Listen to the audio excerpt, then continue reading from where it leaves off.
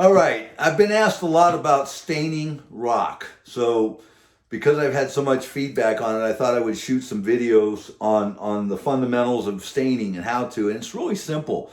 I mean, I'm 60 years old right now, and I've done a lot of staining, not just on rock, but I've like I had a adobe wall one time that was broken up, and we repaired it and we stained it to match the existing. I just did a paint job on some siding where I had a new box that I put on, and I touched that up and made it to where it didn't even look like I was there. We've got to be able to do what effects that we would like. What would you like to do? Don't sit there and say to yourself, well, I don't know how to do that. I can't do that. Figure it out. And I'm here to give you some fundamentals. So my first thought of order would be, what can we use to make? And a lot of people say the word paint. I don't paint rocks. I don't want a painted rock. I want a rock that's stained, because a painted rock looks fake, looks painted. So I use the vernacular of staining. And again, we carry our stain in a highly diluted carrier, whether it's water, mineral spirits, some sort of a refined petroleum product, but we use carriers to emulsify or to carry our stain, and we use that to apply. So what I wanted to go over right now in the first video was, what can we use?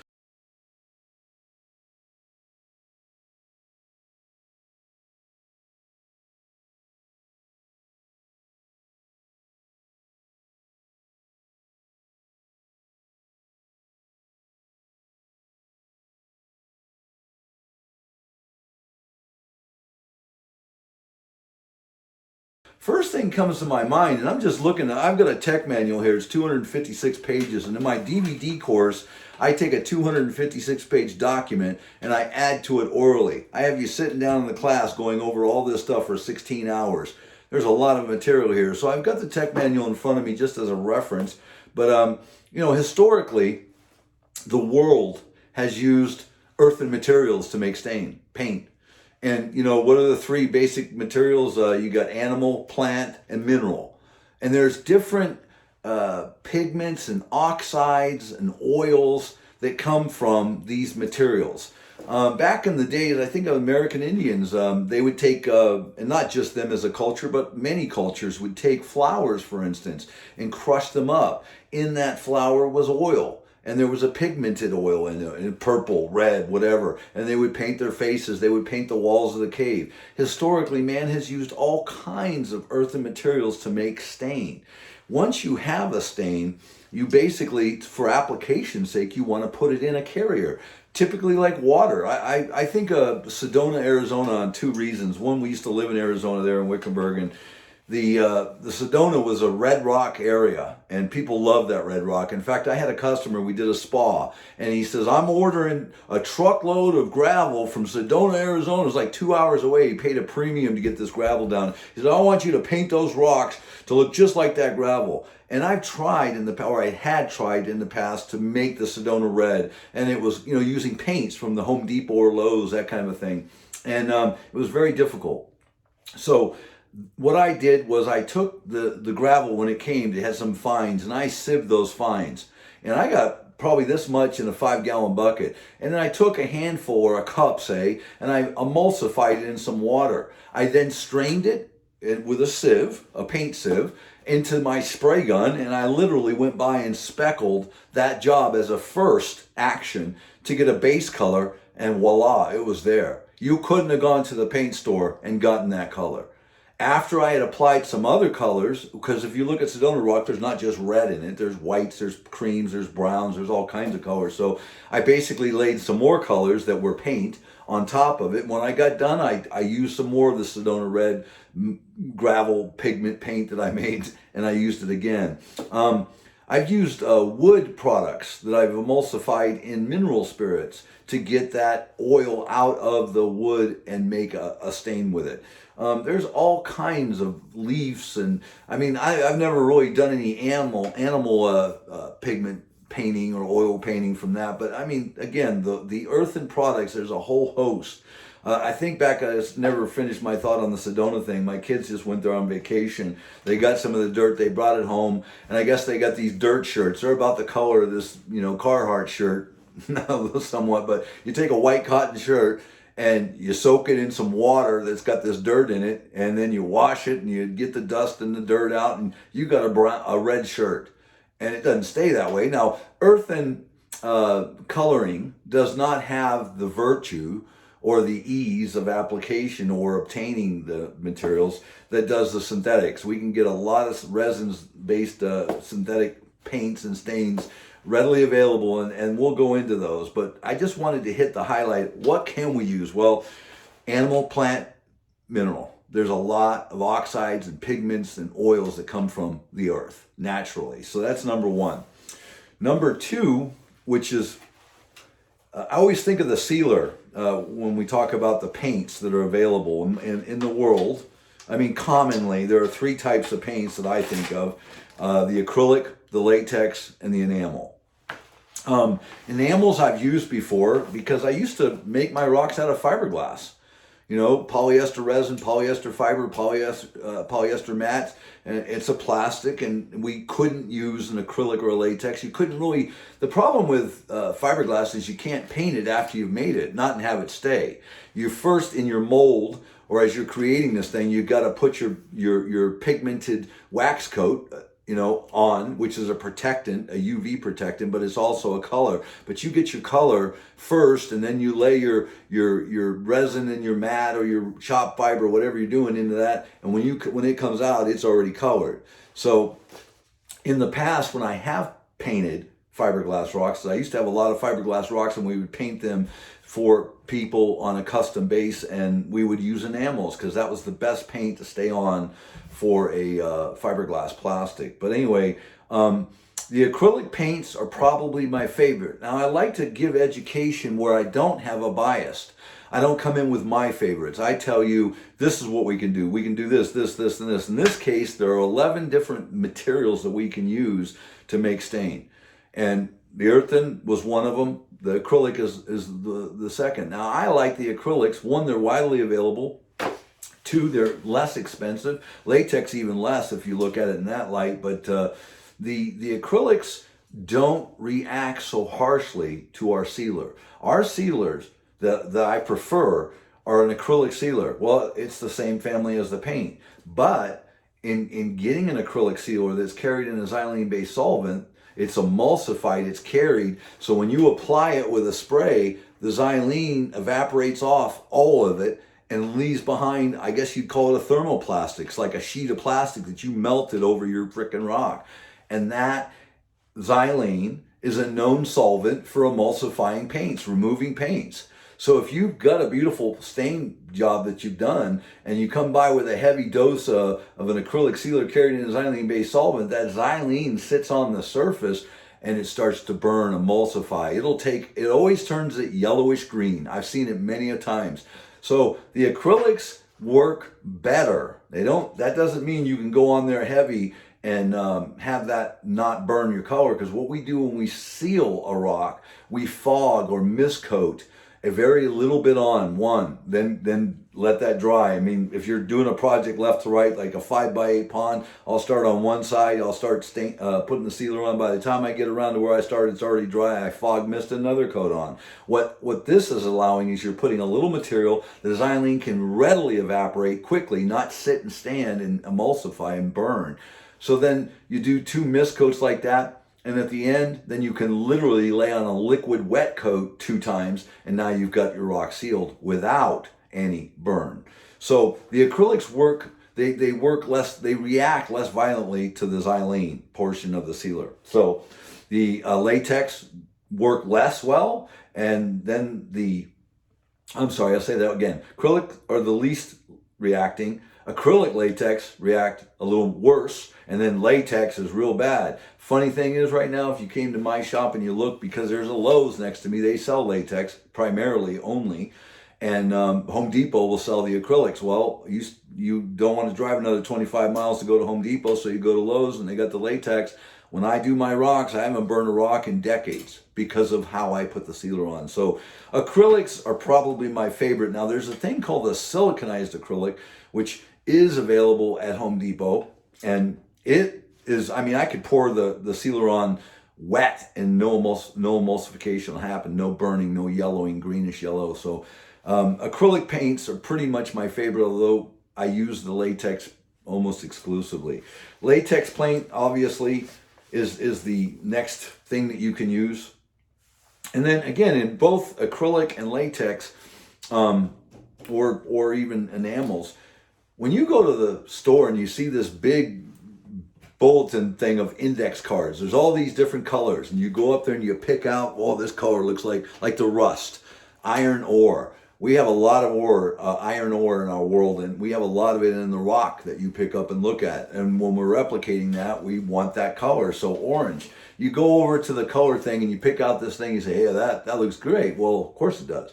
Now, you take that out of the can and you put it on the rock, and it looks just like the card. Whoa. Now it looks painted. It looks fake. It does not look good.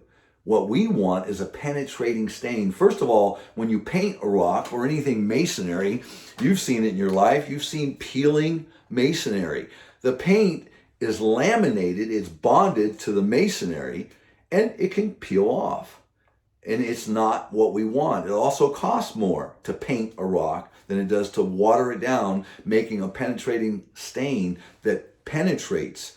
Now, when it penetrates, and because it's, in our case, we use a carrier of water, and when you have that much water in a paint, you take a 5-gallon bucket with a cup of orange paint, the rust color, and that's your stain. That you can start staining your job, and it's going to look great. But it does no longer look like the paint chip. And the reason it doesn't is because all that water makes the stain translucent. It's not heavily pigmented as though you could achieve the paint chip color. Also, what are you laying on? This color of cement, I can make all kinds of colors of cement. What am I laying on? Well, in this case, our typical gray cement, Portland cement, the paint comes on, and what you get is you get Portland cement and you get the gray, or I'm sorry, the stain, and you're getting a combination. And in this paint, you're getting a lot of pigment in this one, a little less, a little less, a little less, a little less. I mean, there's variations in the placement or content of pigment that you're seeing on this side of the equation, but you definitely see that gray. And it took me a lot of years to realize, hey, the chip is not the same anymore when you dilute it so much. And it's not just water that we can do this in. We can use all kinds of carriers, and we'll go into that. But right now, when you choose paints, I'll give you an example. School bus yellow is in my tech manual, and people say, what the heck is school bus yellow? Well, that's my name for the yellow that we use. And if you go to the tech manual here, there's a Home Depot and Lowe's SKU that says this is, so you know you can go get it where you're at, and I've got it where I'm at, and we can make the same effect. School bus yellow is probably called something else by Lowe's or whatever, but that's what I call it. You see the name that circles and what I call it, and then there's a SKU number with the pigments that they put in it. At any rate, it's not school bus yellow that I'm after. When I put that on my rock, it actually turns to a green, and that's because of the cement.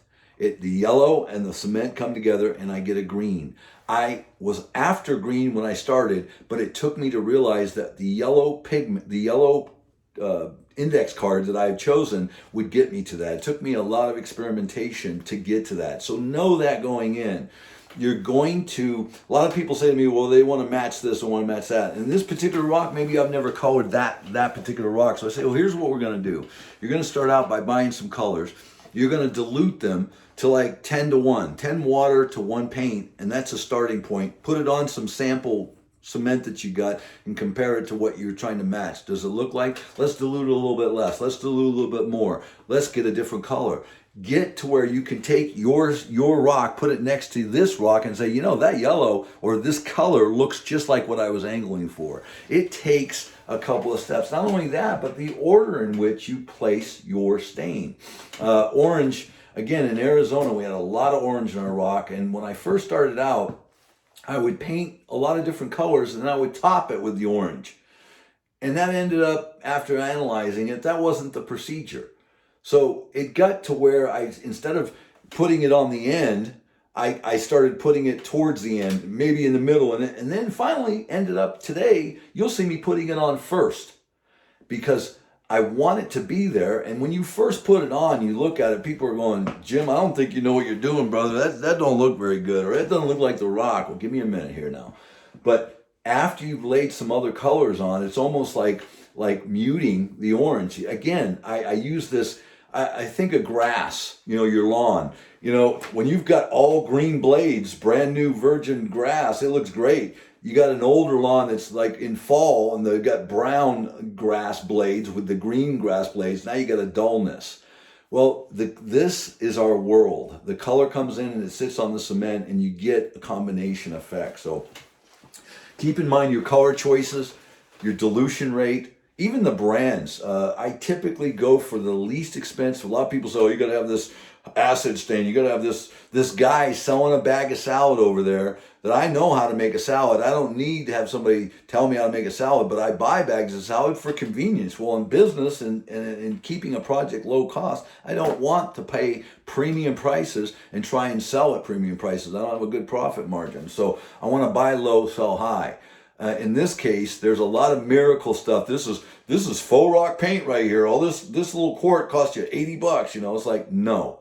Give me some acrylic latex or latex from the Home Depot. I mean, like $14, $15 a can.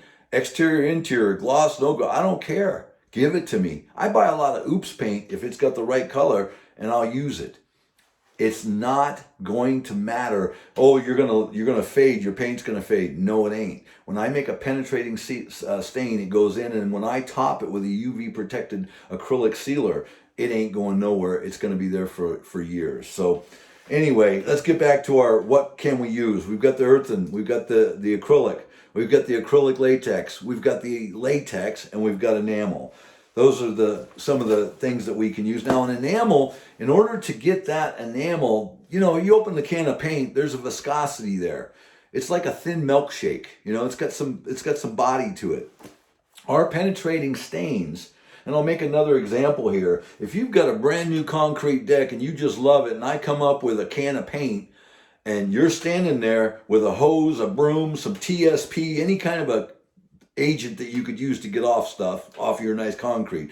I've got my bucket of paint. You ready? I'm going to throw it on there. You do what you can to get it off. I dump it on, you're going to get every bit of it off. You know why? It's too fat to get in. It will not get in the porosity of that concrete. Whereas if I take a cup of that paint into a 5-gallon can of water, and now you're ready, and it's a dry concrete, and I throw it on, you're going to have a hell of a time getting that off. It's going to penetrate. It's going to react much more effectively than would a fat paint. Also cost. I told people for years that to do an average swimming pool, to stain the rock, and all of our pools are all rock, it's like $14, $15 worth of paint.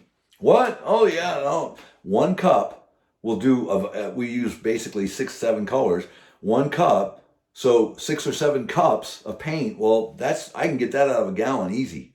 Okay, a gallon is costing me about $16 right now. When I said 14 in this tech manual, it was a few years back, but at the same time, paint's gone up a little bit. But still, there's some paints out there that are the bag of salad things where these guys have put into bottles or buckets things that you don't know, that you think they know, and they're just selling you something that if you knew, you applied yourself a little bit with some knowledge, you could figure it out and do your own at a whole bunch less, and that's what I'm about.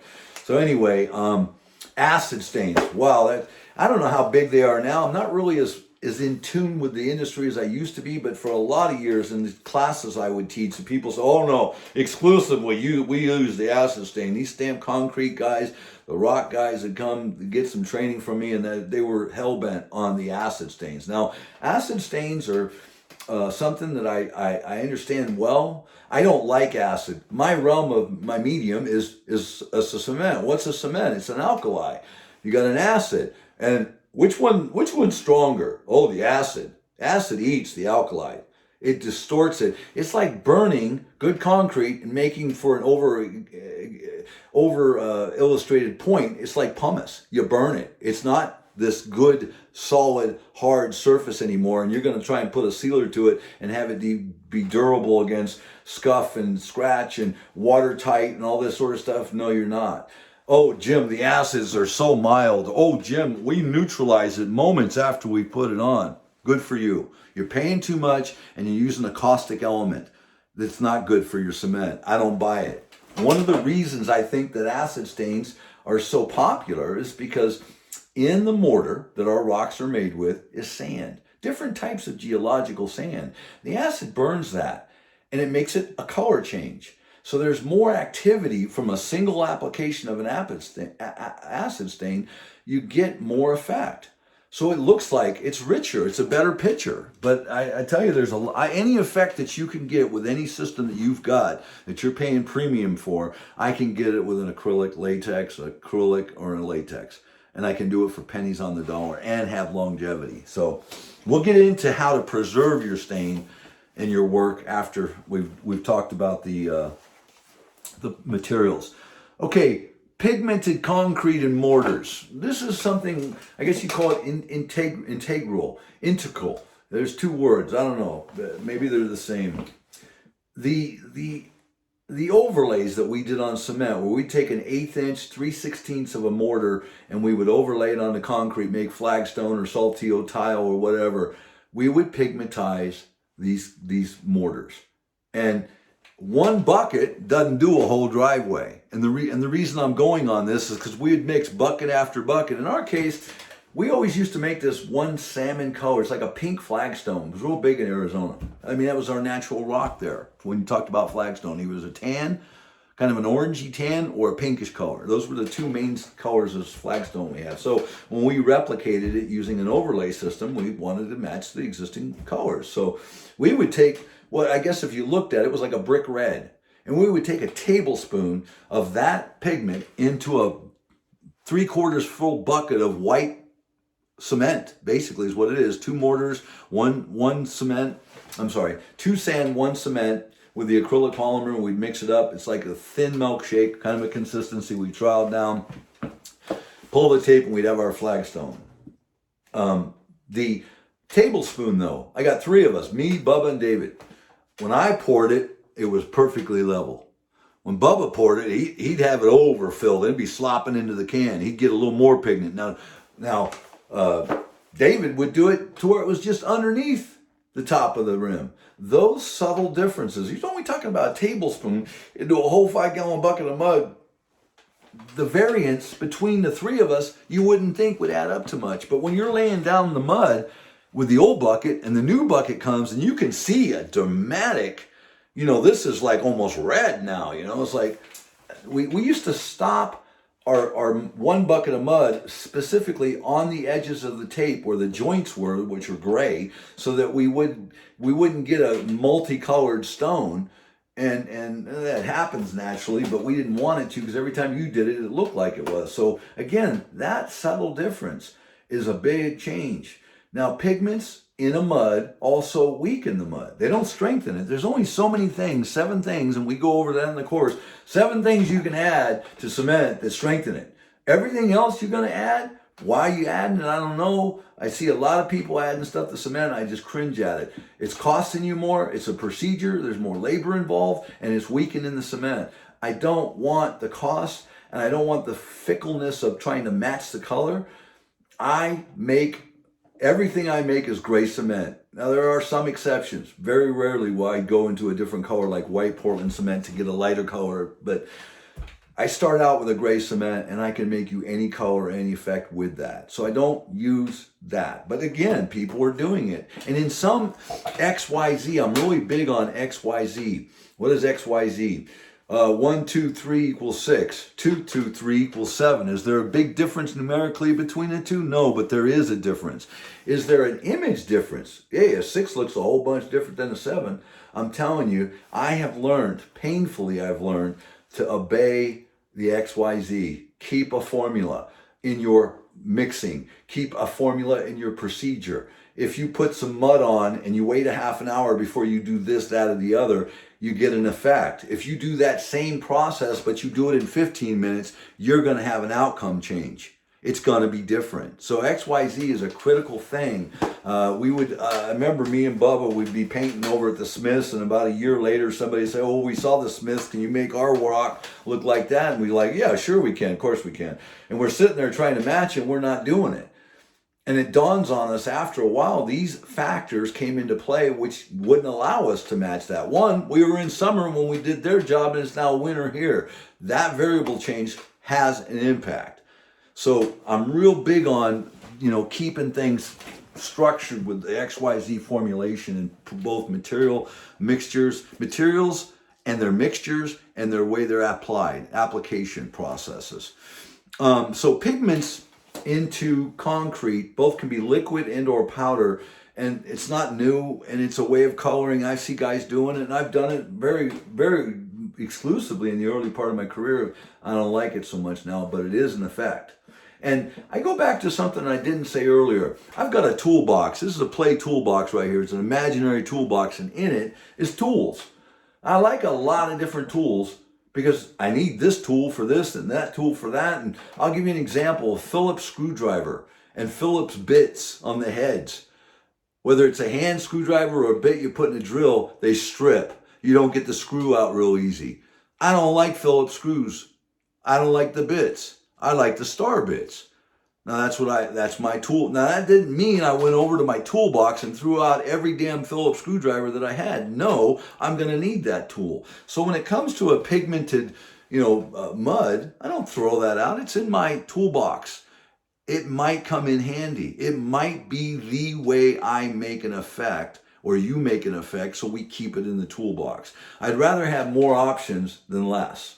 At any rate,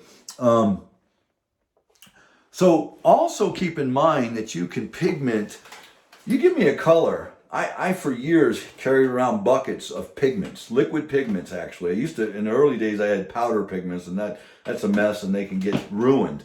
The little 2-quart bottles of pigments, we had them on every job, and I would take a color that was maybe orange, and in this particular application I wanted it to be more darkened, so I would add pigment to it to make my color. So pigments can be used in paints, they can be used in concretes, they can be used in all kinds of resins. You can pigment a sealer. You can add mica, for instance, which is a mineral screened, very small or very big pieces of mica, put it in your sealer, and when you're putting it on, you can have some speckles in there, some shimmering speckles. There's a lot of ways to pigment, if you will, a resin, a stain, a base that you're working with. Even the cement itself can be enriched with these elements. So, back to the acid stains. Acid stains are using basically metallic salts, and you can make all kinds of them yourself. If you're wanting to do acid stains, apply yourself and figure out how to make your own. It's really easy and inexpensive. And with Google and the internet these days, oh my gosh, YouTube, you can find all kinds of ways to cut those costs if you're so inclined to utilize that in your staining. Forgive me. It's been a few years since I actually gave this speech because I did it on the DVDs and I don't have to do it in person anymore. So anyway, so powdered or liquid cement dyes, pigments or oxides that we kind of covered. Epoxy paints. Again, you can pigment epoxy, and it's a way of coloring at the end where you can add color to a rock using an epoxy paint and also get a sealer. But now every epoxy I've ever seen yellows, so I'm not real big on that. But again, it is something that we have used in the past and will. I primarily did it on floors. I'm sitting on a floor right now that is done with epoxy. Okay, so this floor was done with an overlay system, just trowel down, and then the stain was just using acrylic stains, and then I topped it with an epoxy and then put a polyasperitic sealer on top of it for durability, traffic area, that sort of thing. But again, you can pigmentize both, all of it. You can color it. So it's another method of doing it. And again, this particular one, I didn't, like right here, it bugs the crap out of me. My wife won't let me. It's right now, we're in wintertime, and the VOCs, the smell off of the sealer is high, and she won't let me sand this down to get this. I can sand that smooth as a baby's bottom and then retop it with one thinner layer than the squeegee layer I did now. That's a turn from the squeegee, and it just bugs the crap out of me. But overall, it's got a very high sheen, but there's some air bubbles here and there. Once you sand it and put another coat on, then you finish the process, and I haven't done that yet. So anyway, we'll get back to it. Okay. Color hardeners are another thing that we've used both in terms of flat work that we've done where we're doing stamped concrete or stamping rocks. Most of the time we would use a color hardener release. It's both one and the same. Basically pigmented animal fat. And I don't like that as I can make a release agent with just water and stop the vacuum pull and the distortion therein. Or I can use mineral spirits as a release agent. There are a lot of things and both the water and the mineral spirits evaporate off, where when you do a stamped concrete and you've used a color hardener and or a release agent combination, you got to pressure wash that off, and you don't get it all off. Remember, you were seeking it for a color effect so you leave some of it, and you got that crap on your surface, and it ain't strong and it ain't good. I don't like it. And the cost of it and the mess it makes in the yard. So again, I hate to bias my education. Again, it's like that Phillips screwdriver. I didn't throw it away. It's there. So color can also be added, as I was saying earlier, minerals that we used to take in our sealers, all kinds of colors and sizes and shapes that we would embed into the surface, both in terms of in the concrete and in the sealer. I say concrete. The cementatious mud that we were making the rock with, and then later wash it, or I guess expose the aggregate.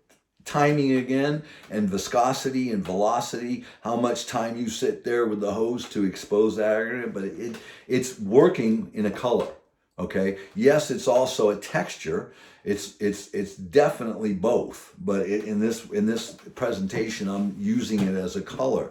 I can get color effects with these additives, these aggregate additives. And again, there's glass beads. I saw a guy, he's taking these glow in the dark. It's a synthetic product, and they get sun charged, and at night they glow in the night. And he puts them in the rocks, and he exposes them. I'm like, that's god awful. Why would you do that? Hey, God bless you. Do what you're going to do. I got a bag of them I've had for 20 years. I got it when I first came out. I got it from the manufacturer because I teach the school of synthetic rocks. We were teaching 33 classes across the United States. Every 3 weeks, we were teaching thousands of students, and it was like, I could get materials because I'm going to demonstrate your materials in my class, and I never got a big draw on that, and I never used them for my own personal thing, other than I had them, and I know exactly where they're at in my shop, and I can't really find an application that I want in my place for them. So anyway, for right now, I'm going to let that go because I think we've had a few minutes there.